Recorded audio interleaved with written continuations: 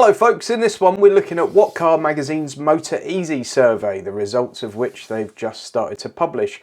This one is specifically looking at the most reliable car brands and the least reliable car brands.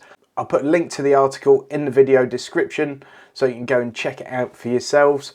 Always take these things with a little bit of a pinch of salt. You tend to find that it's a certain kind of person that responds to these kind of surveys.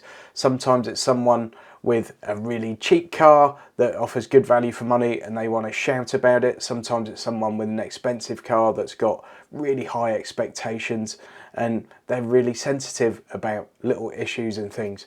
So look at this for what it is, but it is a survey with 16,000 responses, okay? It's not like 3 people have responded to this. So let's dive in. So starting off with MG. MG's main selling point is value for money, so it's a good thing their cars don't spoil that by going wrong. Examples of the HS large SUV, I did a review of that, link up there. We were told about almost completely faultless, earning it a reliability rating 99%, although the ZS family SUV was slightly less robust in both petrol and electric form. Number 9 is Kia. You might be tempted by Kia's 7-year, 100,000 mile warranty, but the reality is you're unlikely to need it. For example, petrol and diesel versions of the previous generation Soul small SUV were completely faultless over the past year. Other models, such as hybrid versions of the outgoing Nero, were impressive, but the Stinger Executive Saloon blighted what was an otherwise stellar record. Number 8 is Mazda. One of the completely faultless cars over the past year was a Mazda.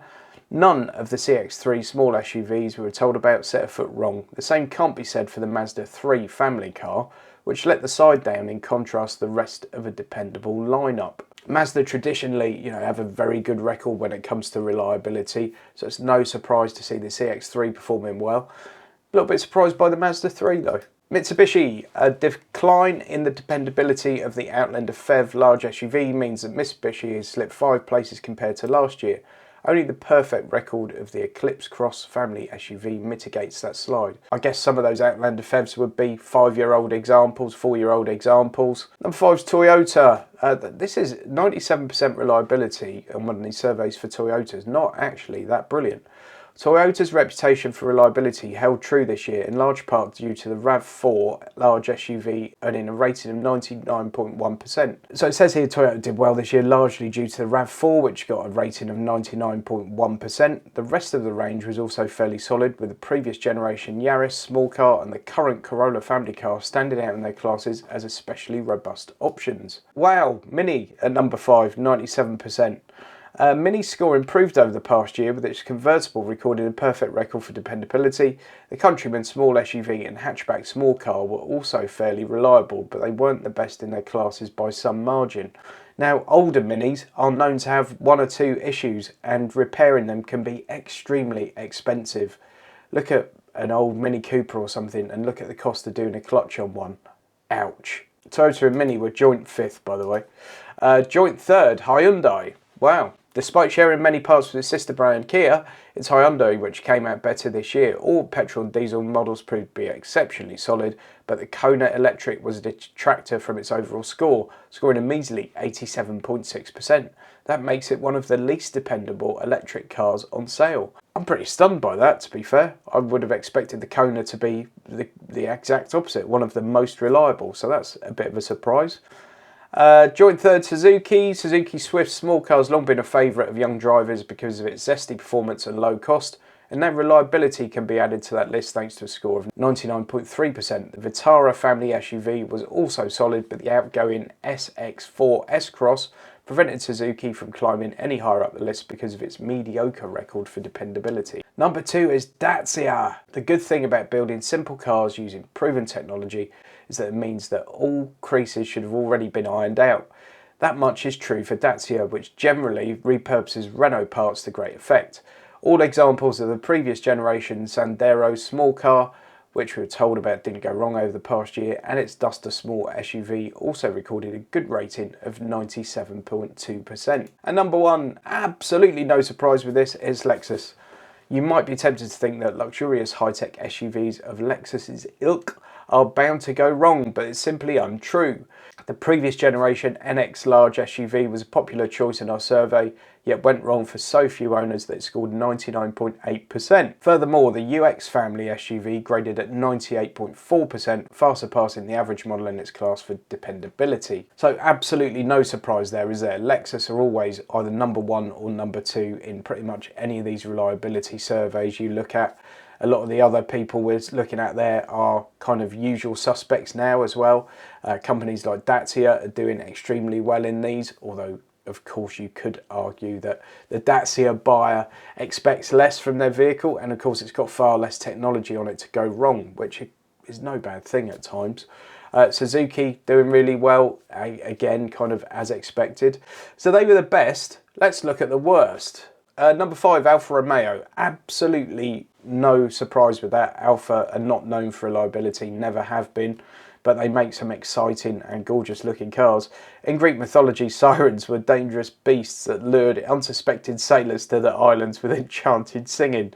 Buying an Alfa Romeo is a bit like following a siren's call. The Giulia Executive Saloon, which is probably my favourite looking executive saloon, for example, earned a rating of 83.1%.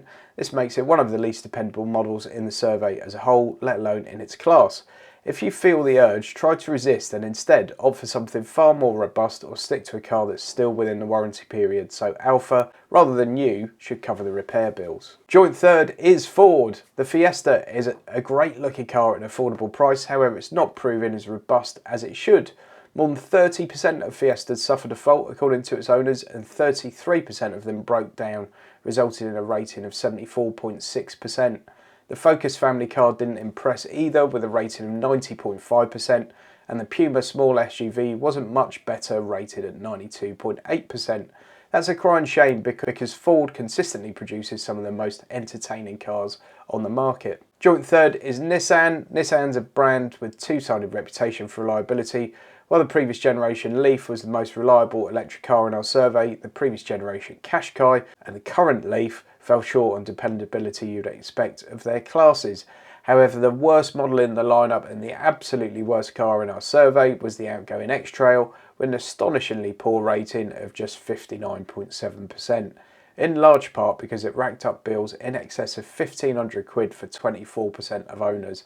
That X-Trail performs terribly in pretty much every reliability survey you look at, which suggests that, yes, it's a bit rubbish in terms of its reliability. Number 2, Land Rover. Well done, Land Rover, for not being number 1. That's quite an achievement. Luxury SUVs have a lowly reputation for reliability, and one reason for this is the poor performance of brands such as Land Rover, whose vehicles are all too prone to going wrong. Such was the unreliability of previous models, including the current Discovery and the outgoing Range Rover, that Land Rovers occupy more than a quarter of the spots in the list of 25 most unreliable SUVs. That's absolutely shocking. Shame on you, Land Rover.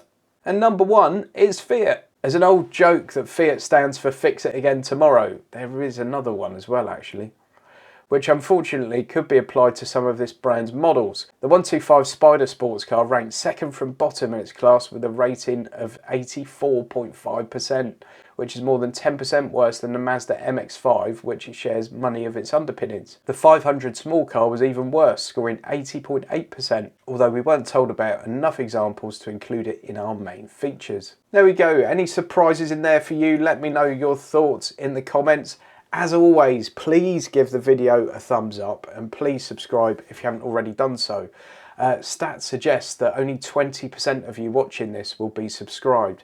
If you all subscribed and actually watched and contributed, it would make a massive difference to my life. So please do that. I'll be honest, I'm struggling to make this work for me at the moment, so the more support I can get for these videos, the better. So please do what you can to support. Follow me on the socials. If you'd like to jump onto my website, notaguru.co.uk, there are lots of ways you can support there. You can buy me a coffee, you can visit the merch store, all those kind of things. And there are loads of links in the video description for other ways you can support. Thanks ever so much for watching. Thanks to Whatcar for publishing this. As I said, the link to this article is in the video description, so go and check that out. I'll probably make some other videos for some of the other bits and bobs connected to this in the next few weeks. So stay tuned. Thanks ever so much for watching, and I'll see you next time.